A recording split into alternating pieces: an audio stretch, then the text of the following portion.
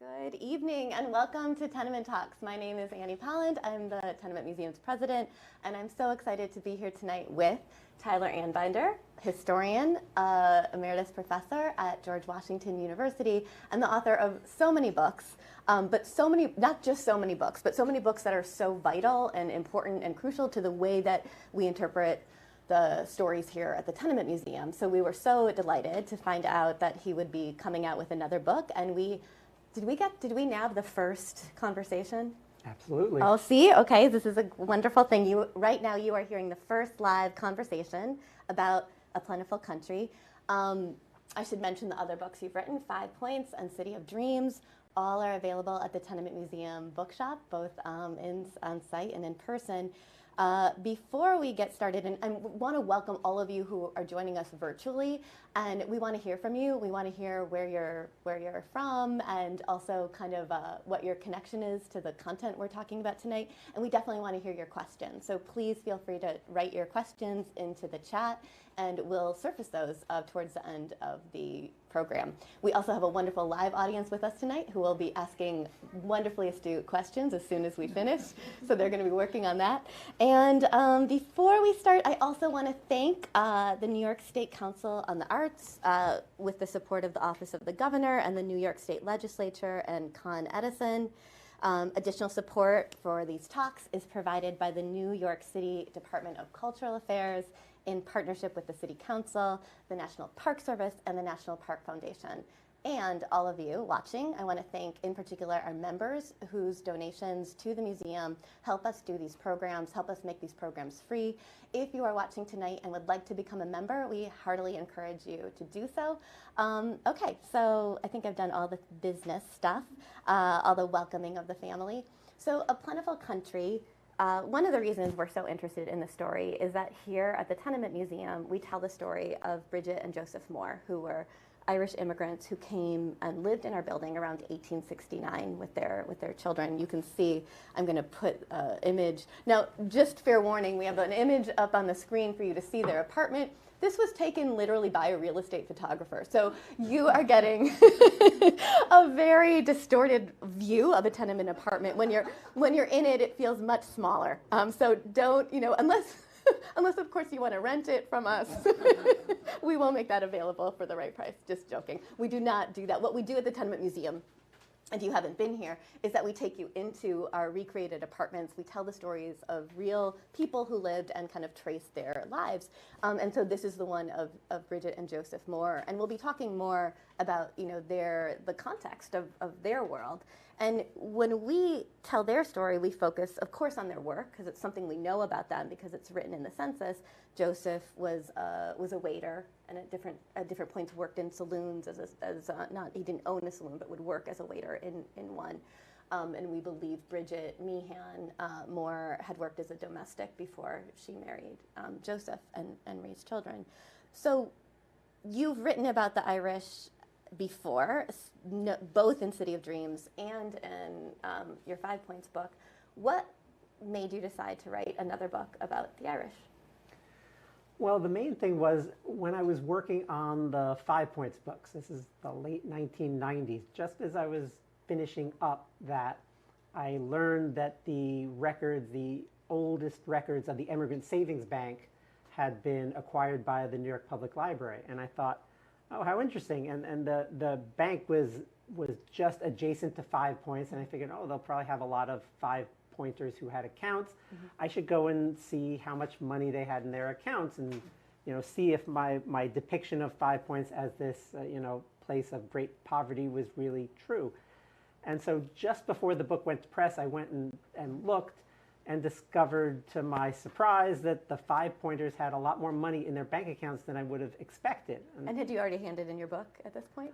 I hadn't, but it was very close to the deadline. So I add this into the book that they have a surprising amount of money, but the entire book didn't go back and get revised, so it's kind of a little awkward to see me saying, oh, they're all so poor, and then at the end I say, actually, they were doing okay. And so, but the thing about the records that was so interesting was, and maybe you want to show the image of the records, is that... And here we have an image of the records. is that the records, as you can see on the screen here, they have a lot of information about each depositor. So what you see there are the bank's test books, and they were called test books because the bank used them to test your identity when you came to get money out. This is a period when there's no government-issued photo ID, and so they didn't want someone claiming to be, Michael Kelly to take someone else's money. So they took down in the ledger all this information. They took down your mother's maiden name. Which is, by the way, my favorite. I want to thank them for coming up with that because it's the only one I can remember, so I use that prompt all the time. Correct. They are the only, they are the first business anyone knows of in the world that used mother's maiden name as a test for identification.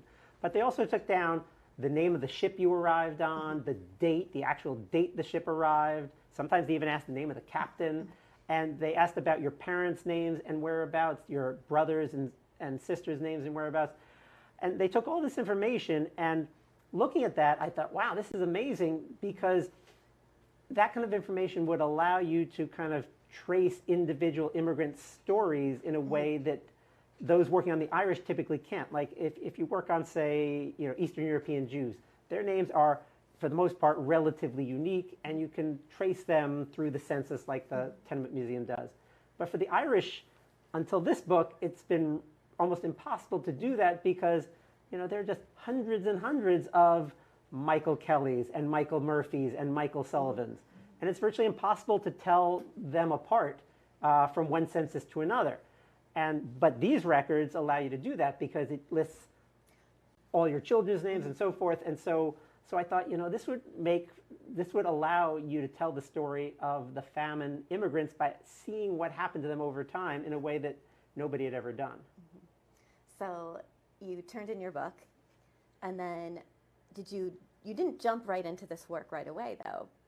No. I had the City of Dreams, which was the history of immigrant life in New York City from the first Dutch settlers to the present, and I got started on that. But the bank records kind of, at first I thought, well, I'll just write an article about these people and what you can learn from the bank records about the famine immigrants. And I did that, and yet for every kind of question I answered, there were 3 or 4 I couldn't answer because I just didn't have enough space and hadn't tracked enough people. And so I decided I would try to write a book about it. And I applied for a grant from the NEH. And the truth is, if I hadn't gotten that grant from the NEH, I think this book might not exist because... And the NEH is the National Endowment for the Humanities. And they gave me a grant that allowed me to hire lots of GW, George Washington University, where I taught undergraduates to be research assistants. And they went through these records and transcribed them and then searched for each person on Ancestry.com. And then when it turned out they weren't so good at that, I was able with the grant to hire a genealogist, and she did that. In how many years? From the time I applied for the grant until now is 14 years. So enough time to go from a unskilled worker to a skilled worker to maybe a peddler. To go up the socioeconomic ladder, exactly. And what was thinking about putting this together, and we'll go into the details and those rungs, and we'll trace not everyone you mentioned in the book, but we'll try to get the broad sweep of it. But what was the most important finding that you had? That if you were going to, historians had been saying X, your research allows you to say Y about the Irish. Well, there are kind of two. One, kind of from the beginning of their lives, what I was able to find is that a lot more of the famine Irish, when they arrived in New York, were not starting in the lowest level jobs. So our stereotype of the famine Irish was they were so poor, they arrived so desperately hungry, they are discriminated against, and so that they're all forced into the lowest level jobs in the city, which would be day labor, for women, domestic service, and that they were basically stuck there their whole lives because of discrimination and poverty and so forth. But what I found was that about half the famine Irish who arrive in New York when they get their first jobs are actually above that level, are higher up the socioeconomic ladder to start, which historians really hadn't realized. So that meant they had some often experience in that line of work before they came, or had some money with them when they arrived? Both. Okay. Either one or the other. And what this shows, which kind of, scholars, this part scholars do know, but most people don't, is that immigrants who come to the United States, we stereotype them as kind of the poorest of the poor, the most desperate people from the places they come from. But in fact, despite what Emma Lazarus wrote in her poem, immigrants to America are typically not the poorest people because the poorest people can't afford to come to America. And that was especially the case in the period of the Irish potato famine, when it was a 5-week journey on a ship to get here. It meant months of unemployment. And so you had to have some savings to be able to come to America. And so that was the case with even the Famine Irish. It wasn't the poorest, most starving people who came to America because they couldn't get here. And so it was kind of the lower middle class Irish who were more likely to come. People who had some savings and feared if they stayed in Ireland much longer, they'd end up starving like the people further down the ladder. And then the other finding was that by tracing the famine immigrants through the bank records over the years, what I found was they had a lot of upward social mobility. And so, for example, of the people who start at the bottom of the socioeconomic ladder as day laborers and so forth, more than 40% of them ended up higher on the socioeconomic ladder by the time they finished their working careers, and that about half of all the famine Irish end up in white-collar jobs by the end of their lives, which were things that nobody's known before. And some even have real estate. A lot of them have real estate. Not so many in Manhattan, because like today, Manhattan real estate is really expensive. But those who leave New York, which is a lot of them. And leaving New York could mean going to Brooklyn at that point. Leaving New York, right. Most people who left New York didn't go farther than Brooklyn or Jersey City. And, right. And so a lot of people who are famine immigrants who are doing well here and earning some money but can't afford to buy a house here will go to Brooklyn and buy a house, or go to Jersey City or Hoboken and so forth. And so, but we'll get to the mobility and trace that out. But before we do, just for those who, you're showing that the situation was better than we've assumed. However, the situation was very, very difficult. So before we get on to the mobility, let's talk a little bit about how hard life was for those who arrived from Ireland at the time. Sure, right. You have to separate the fact that people improved their lives from the fact that those lives were still very hard. You can see that in a number of ways. You look at child mortality, and the famine immigrants typically half their children would die before age 5, and certainly before adulthood. And that was the case with the family whose story we're able to depict here, that of Joseph and Bridget Moore. I think 4 out of the 8 children. Yeah. Right, that was the average. And so there are some, I talk in the book, there's some families, they have 10 kids and 9 die before adulthood. That family was particularly interesting. Every time a child died, they would move. But with 9 children dying, they moved and moved. And not just in the city, they said, all right, we're going to try Worcester, we're going to try Albany. And where they eventually went after the 9th one died was Potawatomi, Kansas, because fresh air, total change of scenery. And it's heartbreaking, because some of these are, even as you're able to show this, certain economic mobility, like for those who are doing well, but then to have 5 children die within 7 years, or however it played out.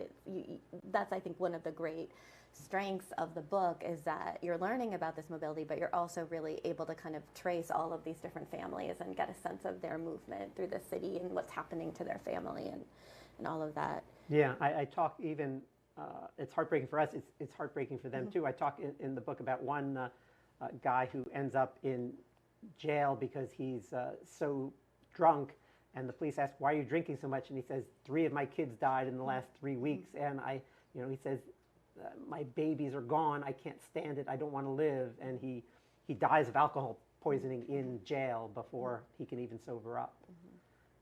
And so yeah, it was terribly hard. And early deaths.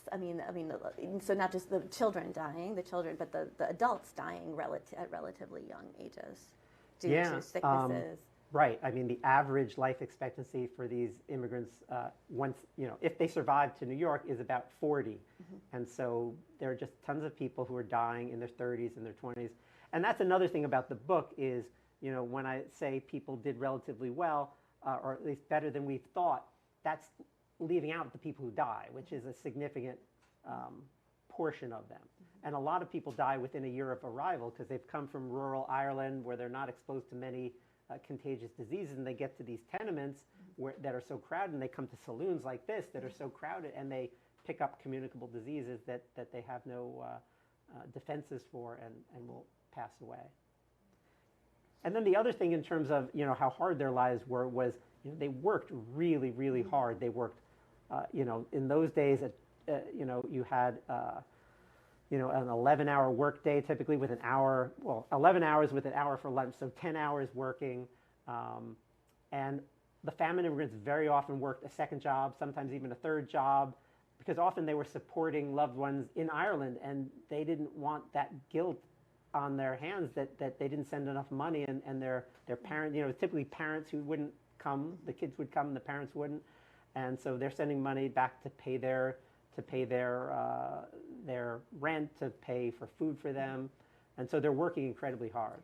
And a lot of the women who were working, maybe a daughter who went ahead and was sending money back. Many of the remittances, or much of the remittances, were sent by women who were domestics. And so even that life, if you're living in a kind of middle class home in, not in the tenement district, but you only got off every other Sunday, wasn't that it? And even sometimes, that was typical. And even if your Sunday that you were off, sometimes you were expected to work half the day, and just like you described the kind of the whole getting up early in the morning, taking care of everyone else, and it's like grueling work.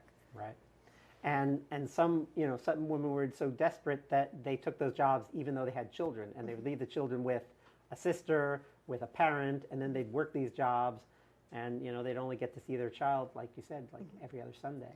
And I mean, I think one of the things that came up that struck me too is that in terms of impediments for mobility, the biggest impediment for mobility in general was health.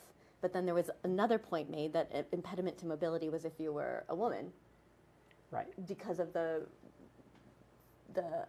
very few jobs that were available. And I think too, Lara Vopnik wrote an amazing article about wet nurses. A lot of Irish women worked as wet nurses, right. But that meant abandoning your own family, not abandoning, but leaving your family and leaving the baby you've had to go live in an upper middle class home.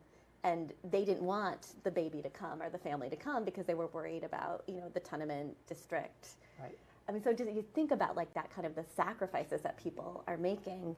So in the period of the Famine Irish, you have more women who are working as wet nurses because their babies die soon after they're born. And so often that's the case. So I tell the story in the book of this one guy.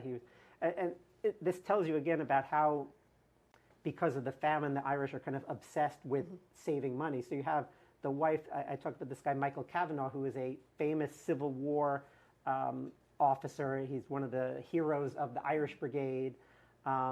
He comes back from the war, and you find an ad, and he's nationally renowned. He comes back from the war, and soon after the war, his wife is working as a wet nurse after one of the kids they have dies.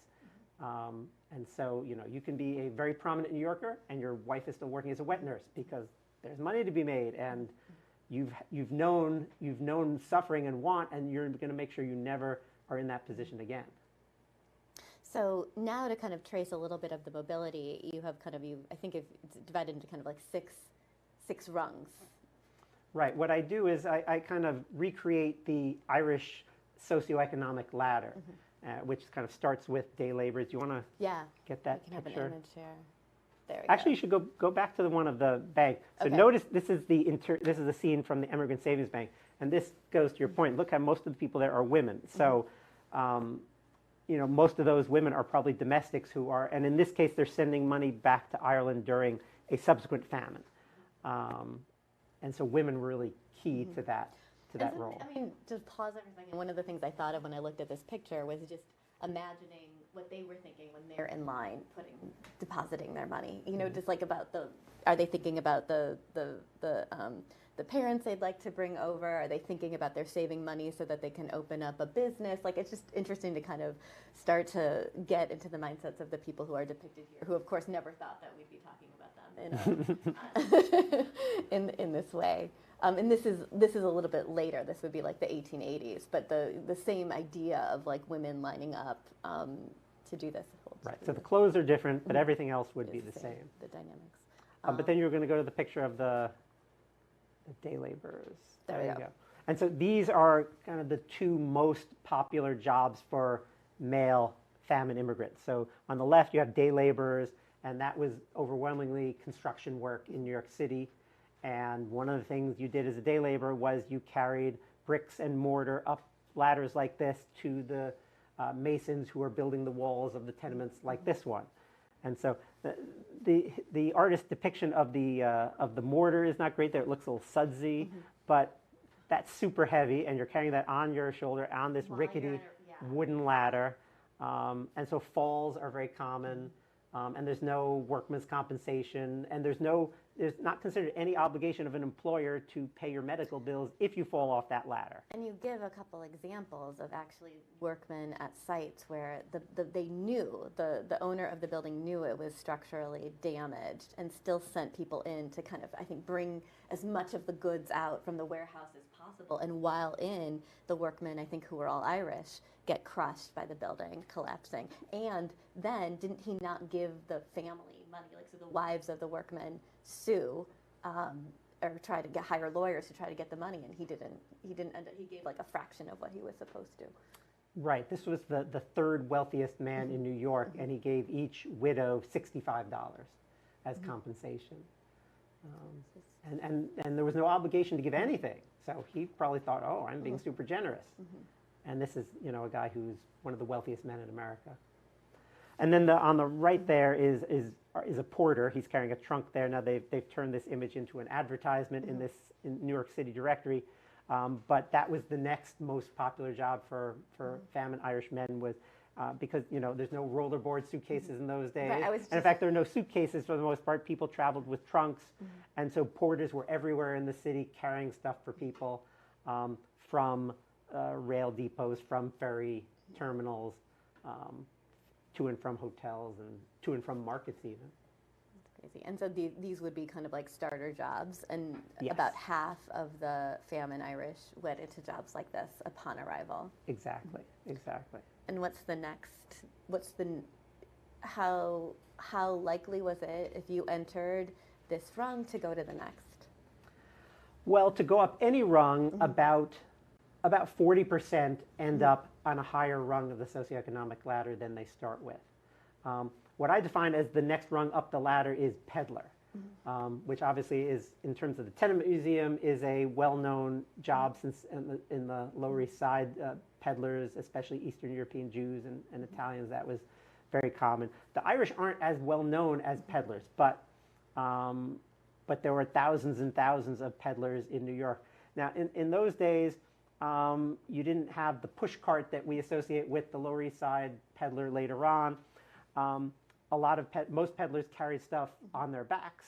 Others set up tables that New Yorkers would be familiar with. But then others, like this charcoal peddler, had a horse and cart. Sometimes the charcoal peddlers even hired drivers, and they would go to tenement neighborhoods and sell charcoal, which a lot of people, it's not well known that that's what most people in that period burned in their stoves in their apartments, was not coal, which was more expensive and more sooty, but charcoal, which was, would go out, if you're cooking in the summer, better have charcoal, goes out quickly, than coal, which is going to be hot a long time. And then after peddlers? Then the next rung up the ladder are artisans. So those are skilled workers, shoemakers, carpenters, printers. And you can see this is an image from the west side near the Hudson River from about 1860. And you see a print shop and a carpentry shop. And so one of the surprising things was how high a percentage of the famine immigrants were artisans of one kind or another. Upon arrival, about a third of the famine immigrants immediately go into these jobs, which are higher status and mostly higher paying. Though one of the interesting things that the bank records show is that some of the artisans got paid so poorly, especially tailors, because that was becoming mechanized and that work was being given to women who were paid very poorly. So tailors don't do very well. Printers also surprisingly don't do very well in terms of income. And so, but that's the next rung up the ladder, and there are jobs like that, and then it goes all the way up to kind of the better paid jobs like jeweler and leather workers and cabinet makers, and those people got made a good deal of money. And we tend to think when we have to do our 5-minute overview of what immigrant jobs were and who went into what, I think the German immigrants tend to be associated with carpentry and some of these jobs typically. But what you're saying is that it wasn't just Germans in these jobs. Irish also were very prominent. Right. I mean, the fact is there are so many Irish immigrants in New York that even though a higher percentage of Germans have jobs like cabinet making, there were fewer Germans altogether. That there are fewer German cabinet makers in New York than there are Irish ones because there are so many Irish. And so yeah, but right, so there's about a third of the famine immigrants have these jobs right off the bat when they arrive, which again shows that this is not a cross section of Ireland that's coming to America, because that's a much higher percentage. Artisans don't make up nearly that high a percentage of the Irish population as they do the Irish New York population. And so if you're in this class, what's your kind of plan to get to the next level? Well, so some people have no plan at all to get to the next level and don't want to, because the next level involves risk. So if you're working, say, as a house carpenter, and you save up some money, there's a couple of things you can do with that nest egg. You can put it aside and save it for a rainy day in case, because if you get sick, you've got your wife and your kids need support. And I talk in the book about how some people had a lot of savings and then went through all of it because they would get sick, then their kids would get sick. And what would have been, I talk about this one family of peddlers who have $1,000 in their bank account, which is the equivalent today to about $35,000, which is a huge sum for a famine immigrant. And within 5 years, it's all gone because the father gets sick, and he's sick a long time, and he can't work. And then he dies, and then several of the children get sick, and those doctor bills pile up, and then they die. So one thing you can do is save that money for those circumstances. And a lot of people are happy to do that. They're like, I want that money in the bank. I don't want the responsibility of, I want to know at the end of the day, I make $1, $1.50, whatever it is, and I get to bring that home. But the other option is if you're a carpenter, you can try to become a builder, a contractor. And now you're risking your capital, but you have the potential for a higher reward. And that was most common with, say, shoemakers who opened shoe shops and tailors who opened clothing shops. But I talk in the book, there are plenty of people who do that and fail and lose all their savings. But there are other people who do that and thrive. And then some of them lose it, but they go down to the lower rung, save more money again, and try again. Right. So that's one of the really interesting things is you see, and I think this is true of immigrants in general, and it was certainly true of the Irish, is that it's very rare that somebody starts a business and that becomes their only business, that they succeed on the first try.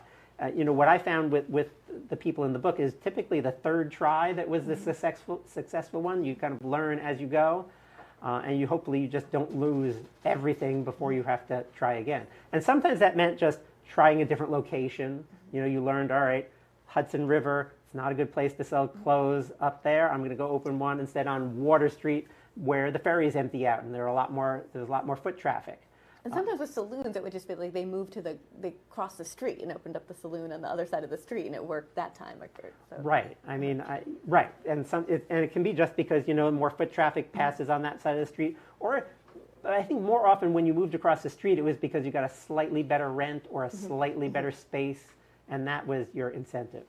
And so we're in businesses, right? Now we're in businesses. Okay, so let's talk about... No, but we skipped one, though. Oh, clerks. Clerks. I forgot the clerks. I'm correct. sorry. So on the way up the ladder, here, you should go to the next one, in fact. I'm going to get demoted. So the next step up the Irish socioeconomic ladder in New York was what I call kind of lower status white-collar jobs. So those are mostly clerks. So this fellow on the left here, Norris. Who served in the Civil War, and that's why he's called captain there. His story is interesting. He starts as a tailor, becomes a clothing shop owner, does really well, owns 2 shops. When the Civil War starts, he thinks, I need to contribute to save this country that's been so good to me. So he sells his shops, takes the money, outfits a company for an Irish regiment, goes, fights in the war. He comes back to New York, though, after a couple of years, and he discovers that his wife has left him for another man, so he's devastated. This is a very rare thing to have that happen in those days. Usually you stuck with your spouse no matter what, but he gets a divorce. The court gives him custody of all his children because, a woman doing that in those days was considered something that made you an unfit mother. And he can't support the children. He goes out and he peddles apples in Battery Park. And for years he has these very difficult peddling jobs of one kind or another. But he eventually, his luck is when he gets arrested. One day he's buying cheap cigars from someone on the street, and the reason they're so cheap is because the peddler hadn't paid the tax on the cigars. And so somebody arrests him for buying untaxed cigars, and he goes to the court and he asks for forgiveness, and he says, consider what happened. I used to have this shop. I gave it all up for the war. I lost everything. I lost my wife. And I was injured in the war, so I can't do manual labor. And this makes it into the press, and he ends up getting a government job as a clerk in the New York City government. And that's his big break. And it's a very well-paying job, and he's finally able to support his children well by this point. And he dies a fairly well-off person. Then the other kind of job in this area is civil service. And the civil service job the Irish most wanted was to be a policeman, and that's the picture on the right there. That's Mara. That's Captain John Mara, who is a captain of the Brooklyn Police. He's one of those people who moved to Brooklyn for the cheaper real estate. And he starts out, he actually joins the army before the war, and is a kind of career infantryman, but then the war gives him more opportunities. He moves up the ranks in the military, and then after the war he becomes a policeman, which was something that you got, if you served in the war, you got preference in getting police jobs after the war. And he works for 3 decades as a policeman before finally late in life getting promoted to captain, which was a huge deal back then. It's amazing, I don't know if you ever noticed this, when someone got appointed captain of the police, that was a story that got printed in the newspaper. That was a news story that everybody read. So different than today. Well, and then now we can go to the storekeepers. That's right. Okay, so then the next thing is owning your own business, and I think it's fitting as we're in this saloon to talk about the most important business, which was that of running a saloon, being a saloon keeper. Sure. So tell us a little bit, and I think we have an image of a saloon. Mm-hmm. There we go. And there's something about a saloon was not just a place to get alcohol, although it certainly was that, and that was an important part of the community. But what other roles did the saloon play in Irish New York community life? Well, in other words, why was being a saloon keeper like the best business, or the thing that many people aspire to? It was probably what most Irish men aspired to, was to be the corner saloon keeper. Well, so first of all, it paid the best. So liquor then, like now, was hugely profitable. And the saloon keepers, the only people who had accounts at the Immigrant Savings Bank who saved more money than saloon keepers were doctors and lawyers. Mm-hmm. And very few famine immigrants had the educations to be doctors and lawyers. So you made a lot of money. Also, it was a kind of leadership position in the community. You were very respected. You were looked up to. It had a political component. So saloon keepers were very much part of the infrastructure of Tammany Hall. So Tammany was very much a hierarchical organization. Starting in this period, there would be a boss, like Boss Tweed, kind of the first well-known boss of the Democratic Party in New York. And Boss Tweed's lieutenants were the aldermen, one for each ward of the 22 wards of New York, and then each alderman had below them kind of district leaders, and then the district leaders had block captains, and the block captains were invariably saloon keepers. And so saloon keepers played a very important role in New York City politics. They helped choose candidates. They were very important in getting out the vote. But the saloon keeper made a lot of money because of politics also.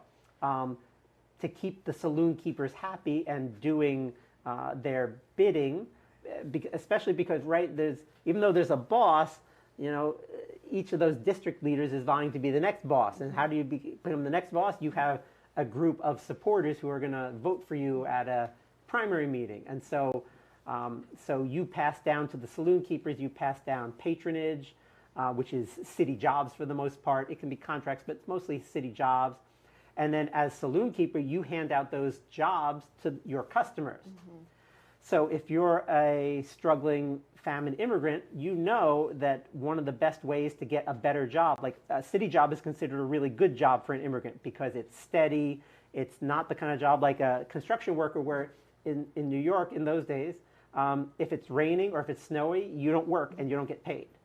And there were several months a year where basically all construction shut down in January and February in this era in New York. So you had months of unemployment. But a city job, you got paid every Saturday no matter what.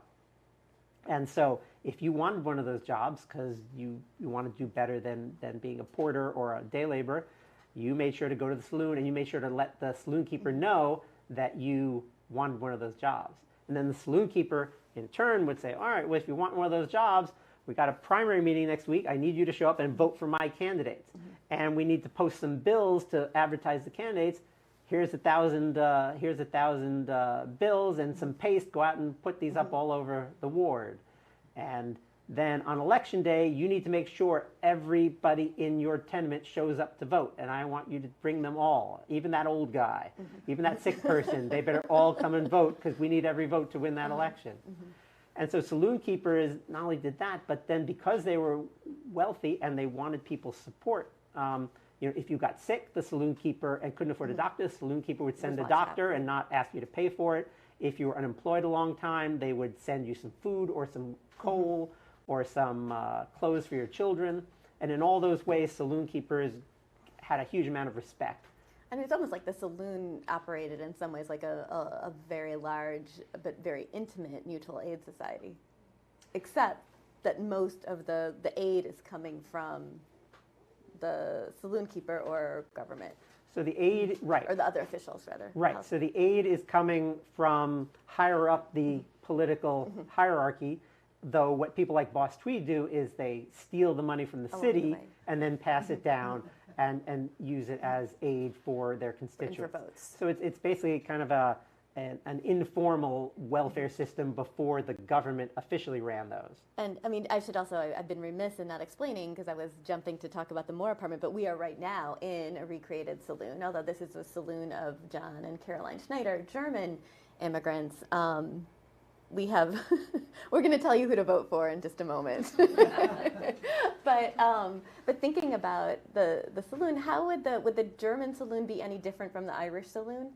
So we are at the main difference between the German saloon and the Irish saloon. So German saloons had seats, Irish saloons had no seats. You could only stand.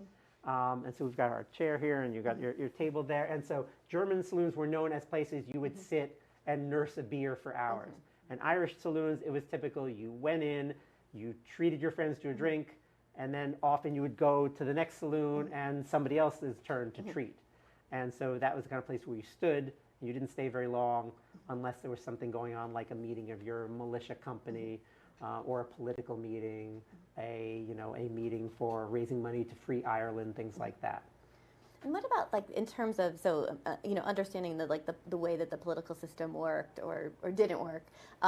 What about the politics of the Irish immigrants? And I know that not every Irish immigrant is gonna vote the same, and that's one of the great teachings you always tell us. We can't say the Germans were this or the Irish were that, right? But no, you can't. Thinking politically, and I know that the focus of your book was more on the economic and then later geographic mobility, but what does all of this, since we're in a saloon, what insights did it give you on the political life of the Irish, understanding this mobility differently? Well, one thing it showed was that politics was an important way to climb the socioeconomic ladder, which I think is underappreciated, right? So that day laborer comes in here, he makes sure he's seen at the saloon, makes sure he brings his friends, maybe sets the saloon keeper's son up on a date with his daughter, and so forth. And you do those kinds of things knowing that the political system is a way to move up the ladder. And then if you get that patronage job and you're paid more regularly, then you can save up enough money to maybe open that business. And that's the thing we should point out, is that even though business owner is kind of the top of the ladder, it's not a pyramid. And actually, there are many more Irish business owners than there are, say, clerks. And so it's a kind of inverted, it kind of gets smaller and then it gets thicker. And by far, the white-collar job that most of the Famine Irish end up with is business owner. And about a third of all the Famine Irish end up, at least the ones who start out in New York, about a third of them end up as small business owners. And then aren't 1 out of 6 women? Correct. One out of every 6 business owners among the Irish is a woman. And sometimes but it would not be a woman running a saloon, or would it if her husband had died? So is it usually that the kind of the business comes through the husband doing this work and probably the wife doing it alongside the husband, and the husband passing away and the woman taking over, or I'm sure there were also some situations where women started a business on their own, but I'm curious. Right. So pretty much the only business that a woman wouldn't run in Irish New York was a saloon, even if your husband died. Because as you're pointing out, the most common way that a woman becomes the main proprietor of a business is she ran it with her husband and then the husband dies. And she might even help run the saloon, but if her husband dies and now she's single, now it's considered very inappropriate for that single woman to be among all these strange men. And so no, a woman would typically not run a saloon if their husband died, but every other kind of business, yes. But then, of course, there are lots of businesses that were mainly women-run businesses. But a woman could run a grocery. A woman could run a grocery. Where alcohol was also served. Right, alcohol. Right, and that's a thing that I talk about in the book that's not very well known, is that grocery stores in those days in New York typically had bars in the back. And it would be a small bar compared to this one. Now, this is not a huge space. This is, do you know how big this is? It's like 25 feet long, maybe. It's not very big and not very wide, but back at the grocery, you'd have a tiny little bar, like a mini bar, and you'd see women congregated at that bar. So men only could go to a saloon. If you were a woman in a saloon, you were presumed to be a prostitute. And you would get kicked out if you tried to go a woman into a saloon. But in an Irish one. In an Irish saloon. But women could drink in groceries. And that was one of the things that native-born Americans thought was most terrible about Irish women, is that they drank in public. And this was considered so inappropriate and so unladylike, and something that was just not, within decorum. But women ran every other kind of business, including groceries. And the ones they started the most would be things like boarding houses, things that seemed to be appropriate for women. That actually extend from what you were supposed to do, which was the women's sphere, exactly. So running a boarding house, running a laundry business, that was a very popular business. You would take in laundry, and you might start out as the laundress, and then if you got a big enough following, you would start turn it into a business, and you would hire other women to do the washing for you. And there are some women who actually become quite prosperous running these both boarding houses and laundry business. I talk in the book, one of my favorite stories is about this woman who is a hat maker, and when she gets married, her husband says, you're good at this, you should start a hat business. And so she takes her $100 that she brought to the marriage. She gets a loan from a bank. They open a hat shop on 9th Avenue, just above 14th Street. And from the very beginning, the business takes off and is just phenomenally successful. And so much so, she stops making the hats and starts hiring people, and she waits on the customers, and her hats are super popular. And she just makes money hand over fist. In those days, having $500 was the most you could have in your bank account and get the highest interest rate. It's kind of the opposite of today, whereas today they pay you more interest if you have more in your account. But savings banks, because they were aimed at poorer people, they didn't want and had special rules that kind of incorporation rules, if you had more than 500, you got a lower interest rate because then they wanted to discourage you from banking at their bank and go to a commercial bank. But the immigrants wanted to stay at the savings banks because the interest was great. So they would get around this by when their bank account got to $500, they would just open a second bank account or a third bank account. So this woman ends up with 10 bank accounts, each with $500. So, and she has gold coins, and she has all sorts of wealth, and she's, and that's the equivalent today of, hundreds of thousands of dollars. Almost a millionaire. Almost a million. Very good. That should have been your How alliterative, yes. And so, but then her husband dies, and she discovers the limits that women had. So when she started her business in the early 1850s, everything a woman had was legally her husband's, even if she made it. So even if she opened her own bank account in her name only, it was legally her husband's. And so when her husband dies, he wills most of their savings, not to her, but puts it in a trust that is going to be for their daughter, their one surviving child. And she fights this, and the court rules, and she fights this because there was a law that was passed in the late 1850s that changed that said if a married woman made money, she could keep it separate. But the old law still applies. But that didn't apply because her business had been started before. And so most of her money is taken away and put in trust. And then she, for whatever reason, maybe her husband was a good business partner, but she runs through most of her money and does not die with nearly the wealth she had before. Do you think the husband knew what that would do? Like, I wonder if he was aware of the laws. Like, that's something the bank records don't note. But like, that is. It's so hard to know what he was thinking. A lot of people thought women would be profligate with their money. A lot of men didn't want a new husband to get the money. And that's why you put it in trust for the child. Got it. Right, which made sense, except that in this case, the will said the child doesn't get the money until she marries. So even there, he's being completely sexist and saying, no woman can really be in charge of a lot of money. They can't be trusted. So this is a supreme illustration of the original point about one impediment, impediments to mobility, one is health, and the other is being a woman. Just like no matter how much business sense she has or how creative and how hardworking she was, it all just disappears. What about? And I know the last tier is the doctors and the lawyers, but these are very few. Yes, there are very few. Among the first generation. Among the famine immigrants, right. And yet there are some. There are some. And so you have some medical students, people who were medical students when they fled Ireland, they managed to become doctors. It's a little easier to become a lawyer. You just need to be, you don't need a formal education. You don't need a college degree. You just need to be able to read and write decently. And so I talk in the book about one guy who starts out as a house painter, and he ends up being a lawyer and a judge. And so that was something that was attainable. It was not at all common. It was basically 1 in 100 kind of thing.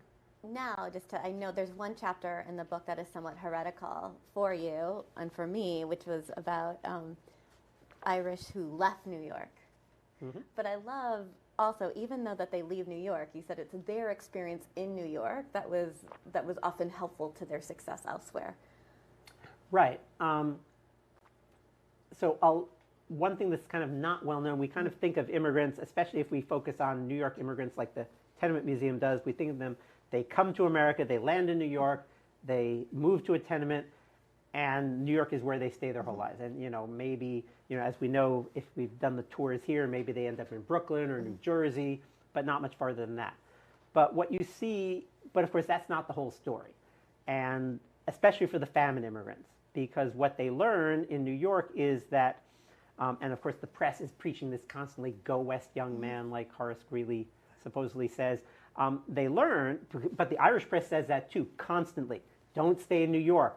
That's why you're paid so little. There's so many Irish in New York. If and so I talk in the book about, printers in New York who are paid poorly because there's so many printers in New York, and they go I talk about one who goes to Erie, Pennsylvania, and he does much better there, in part because there are fewer printers and he can get paid better, and also because he can buy a house for 1/10 the price of real estate in New York. And so he's able to buy real estate. And that's the thing you see, especially with the immigrants who leave, is more than half of them end their lives as owners of real estate, whereas in New York City, it's maybe 1 in 10. And so that's one of the things they learn is real estate is a good investment, and I'm going to make sure to have that because it's also, security, right? You're down on your luck. You can't get kicked out of your house, and that's so important, especially because people die, so unexpectedly all the time. And a lot of, leaving New York, again, could be going to Brooklyn, it could be going to New Jersey, it could be going to Westchester, it could be like not going that far away. But it also could mean wasn't California a major destination for the Irish? Right, for the Famine Irish who start out in New York City, after the rest of New York State and New Jersey, the next most popular destination was California, which I found totally surprising. But it kind of makes sense because, the Famine Irish immigrants are very ambitious, they're real strivers, and California is seen as the place where ambition is most rewarded, where, you literally can make a fortune in gold, though by the time the Famine Irish arrive, most of the gold is gone from the gold rush. But still, they go out to California, and some of them make some money in the gold rush, but then they put it into businesses. And I talk about how one of the immigrants I talk about in the book who goes from rags, there aren't very many rags to riches stories, but there are a few. And one is this guy, he goes to California with his brothers-in-law, and he starts out trying to make money in mining. They make a little money, they make enough to give themselves like a nest egg, and he puts this money into a candy business in San Francisco, and he becomes very successful. So much so that he sells his business, takes the money he gets from the sale, and invests in San Francisco real estate, and he becomes a real estate magnate in San Francisco and dies enormously wealthy. And so you have stories like that. And of course, once stories like that make it into the press, then, mothers are going to tell their children, you need to work hard like he did and save your money and invest it. Don't waste it on drinking and so forth. And then you can, be successful too. And so those stories were well circulated in the Irish community and served as models for others. Yes, and in case my mother is watching in Milwaukee, you do profile a man who went to Milwaukee and became a builder, and he built wonderful architecture that is still standing today. I can vouch for it. So that's another kind of route is the Midwest, and especially, but most people who went Midwest, weren't they seeking farmland? No, most were seeking urban jobs. So that example you give of the guy who goes to Milwaukee, in New York, he's a mason. He can go to Milwaukee and become a builder and employ masons and make the much higher pay that a successful builder So that's using the New York experience. Right, and that's one of the reasons you move is because there's, and I trace this in the book, there's much more upward mobility if you leave New York than if you stay in New York. So I know that the term American Dream doesn't really come about or come into usage until about the 1920s, but you talk about a Harvard professor, Bowen, who refers to the Irish, and doesn't he make this case about the Irish as, not just about the Irish, he's talking about being in the United States in general. I think I have it written down. He says that Francis Bowen at Harvard, every individual here has the power to make savings, and that's what like the kind of the opportunity is. And that leads to success. And he says that society has no impediments, you just have providence and what providence might deliver. And he writes, ours is the only community on earth of which this can be said. And I can't remember, was he speaking particularly about the Irish when he was saying these things? No, he's talking about Americans in general. This guy, he's very interesting. He's not Irish, but he's the first professor of economics at Harvard. He kind of invents economics as a field of study at Harvard. And he writes this textbook, and in it he says, he talks, he espouses everything that becomes part of the American dream. This idea that that the United States is the only place on earth where anybody can strike it rich. As long as you work hard and what he says there, as you're blessed with providence with intelligence and health. So if you have intelligence, health, and you're willing to work hard, anybody can at least save money in America, and you can't say that about any other place in the world. And it's interesting because a lot of Americans didn't believe that was the case for the Irish. They thought that the Irish were the first group to come to America who could not succeed. So they were going to break this idea. Right, because you have this idea of America as a unique place for prosperity ever since the Puritans. But a lot of Americans, a huge number, thought that the Irish couldn't do that because they're too uneducated, they're too poor, their Catholicism would hinder them because most Americans believed that Protestantism was what led to progress and Catholicism hindered progress. And so they thought the Irish are going to drag us all down, basically. And Bowen is saying, no, that's not going to happen. I guarantee, he says, even the Irish succeed. Look all around you. It's hard to see, but it's there. And he's proven right. And so the idea of the American dream changes with the Famine Irish from being one that, you know, if you come to America with the right characteristics, anyone can succeed, to literally anybody can succeed. Send us anybody, we'll make them successful. And so that's a way that the Irish changed the way the American dream is thought about. And you end the book by talking about President Barack Obama's reflection on his own Irish ancestry. Right. And he says something about the American dream as well. Right. So he one of the, you know, as we saw just the other day when President Biden welcomed the Irish leader to the White House, Biden would do the same thing every year. It's kind of a White House tradition. And one of those years he gave this speech in which he basically said the same thing that Professor Bowen had said 150 years earlier. He said, you know, the Irish proved that anybody can make it in America, and then Obama added, and that continues to be the case today. And so I think that's something that, you know, that's the real lesson of the Famine Irish. And their story applies just as much today as it ever did. I think that's a great place to end. And I know we have lots of questions, and we can start with thank you so much for this conversation, and especially thank you for this book and the huge amount of work that I mean, the end notes, like all of the details, you make it sound so smooth as you talk about it, and that's one of the wonderful things about all of your work is how good of a storyteller you are. But it's bolstered by all of this amazing work. So thank you so much for it. Let's have questions. Great. So we'll start with a question from the in-person audience here. Yes, right. The question I had, if a person, man or woman, was very successful and planned to stay in New York, was there a real impetus to get out of the tenements? So that's a great question, and the answer is yes and no. So one of the things, and that kind of takes us back to the very beginning question you asked about 5 points.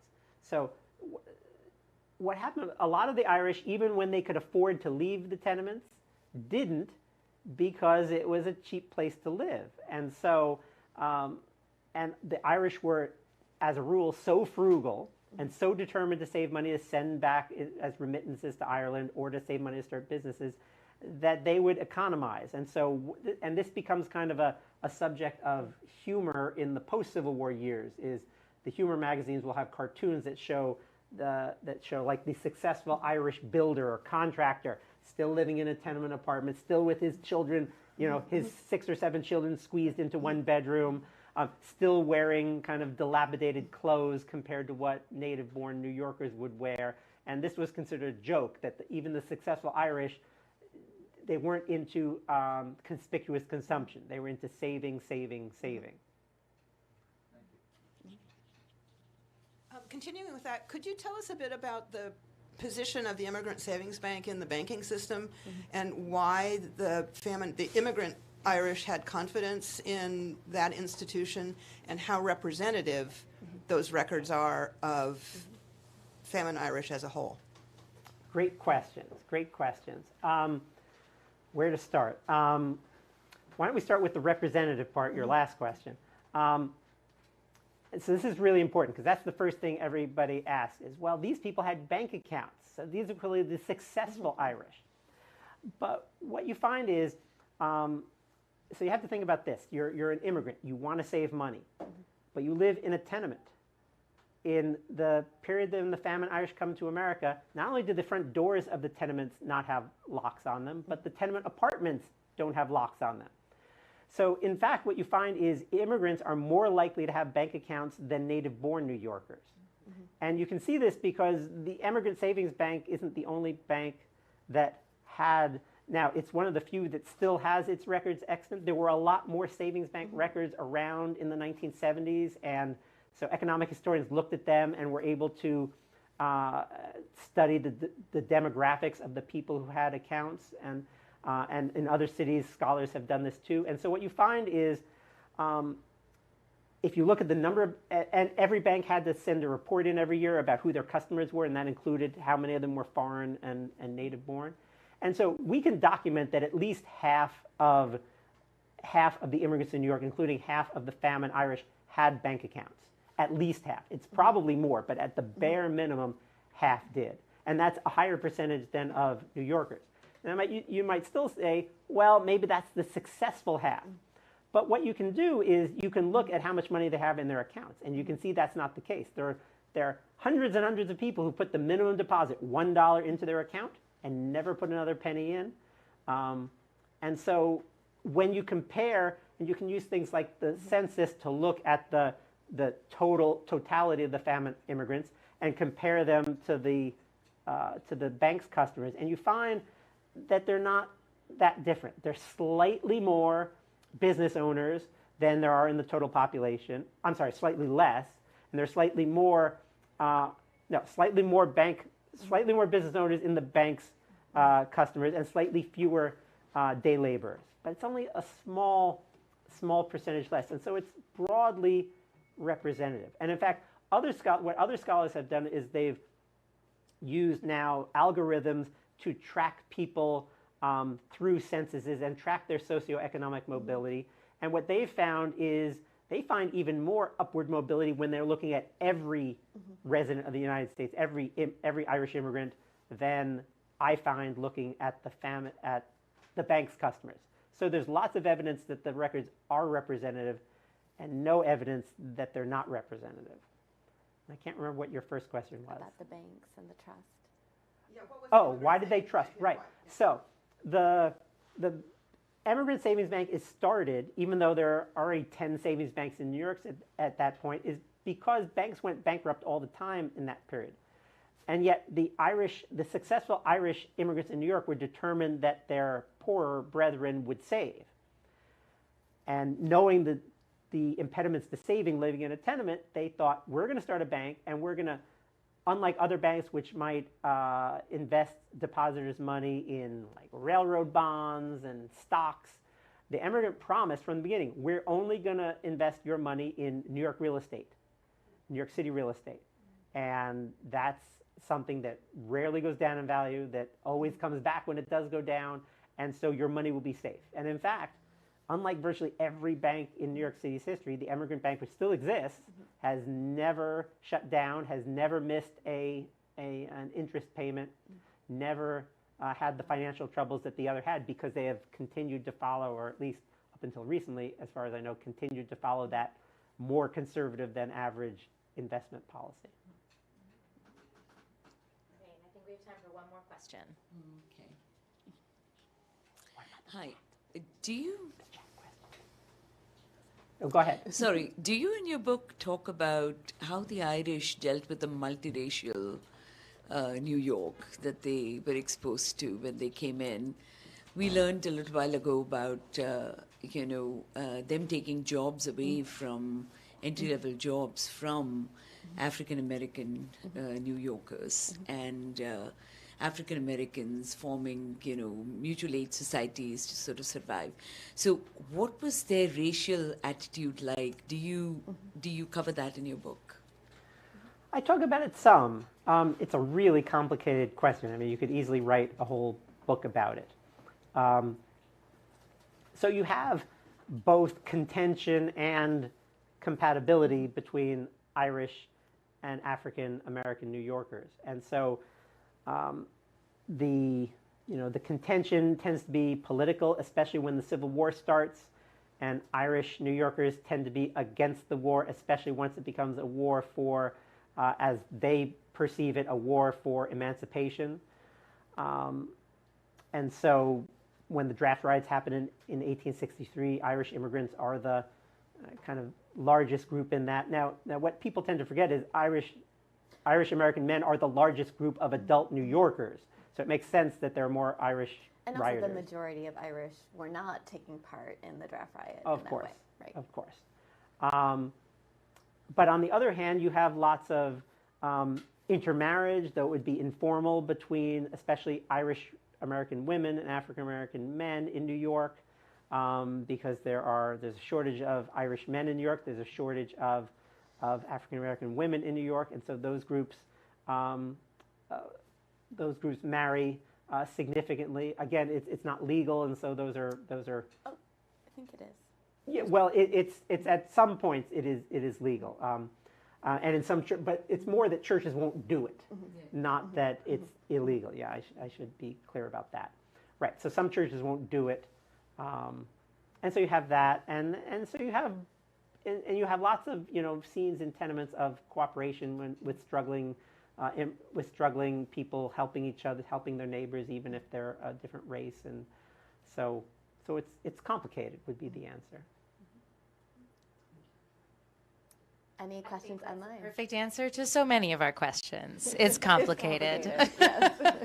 Could be our motto here at the Tenement Museum, so I think that's probably the perfect place to pass it back to you for closing.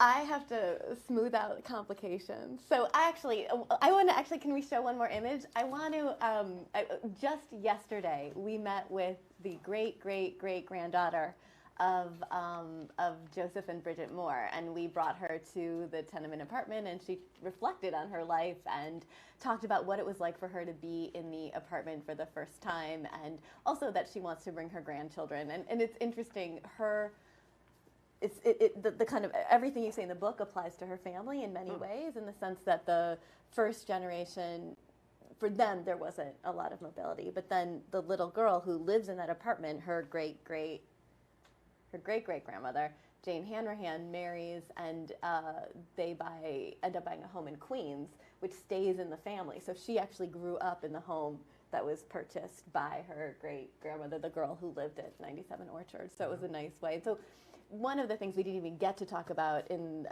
this evening is about Professor Anbinder does a lot of work looking at the children of the Famine Irish, and in some cases their descendants even further. Our gala that's coming up on May 2nd, the theme of it is a nation of grandchildren, like thinking about all of us, no matter what our backgrounds are, what is it that we know about our family's history is, and how do we use our family histories to understand broader trends in American history, to figure out what shapes all of us. So you can find out more about Joanne Callagher and other descendants who lived at 97 Orchard by either coming to our gala in person on May 2nd at City Winery, and you can also see our gala virtually. You can watch our gala from anywhere else, absolutely free. Although, of course, we always appreciate donations. So go to our website to find out more. If you want this book, you can also buy it from our website and from our links. I think we're offering it at 25% off. And so glad that you could join us this evening. If you're watching, bye, Mom. And thank you all for being here tonight. And thank you so much for your work. Thank you so much. Thank you.